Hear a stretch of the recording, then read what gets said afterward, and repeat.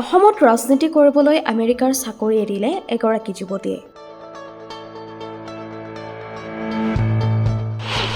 ছত্তীশগড়ৰ ৰাজ্যপাল তথা জ্যেষ্ঠ বিজেপি নেতা ৰমেন ডেকাৰ কন্যা আয়ুস্মিতা ডেকাই অসমৰ ৰাজনীতিত ভৰি থলে।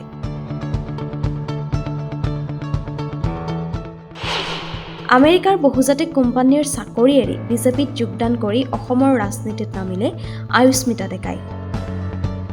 হয়, ৰাজনীতি কৰিবলৈকে আমেৰিকাৰ চাকৰি এৰিলে ছত্তীশগড়ৰ ৰাজ্যপাল তথা জ্যেষ্ঠ বিজেপি নেতা ৰমেন ডেকাৰ কন্যা আয়ুস্মিতা ডেকাই। আমেৰিকাৰ চাকৰি এৰি ২৬ নৱেম্বৰ ২০২৫ত ৰাজ্যিক বিজেপিত যোগদান কৰিলে আয়ুস্মিতা ডেকাই। মূলতঃ সমাজ সেৱাৰ বাবেই ৰাজনীতিলৈ অহা বুলি আয়ুস্মিতা ডেকাই জানিব দিয়ে।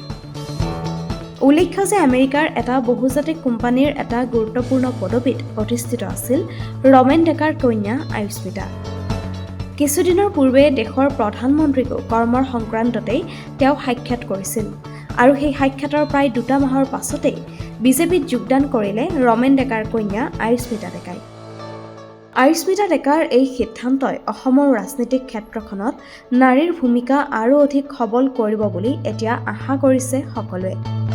এটা বহুজাতিক কোম্পানীৰ কাম এৰি ৰাজনীতিৰ পথাৰখনত নামি সমাজত কিবা এটা কৰাৰ এই সিদ্ধান্ত সঁচাকৈয়ে লেখত ল'বলগীয়া।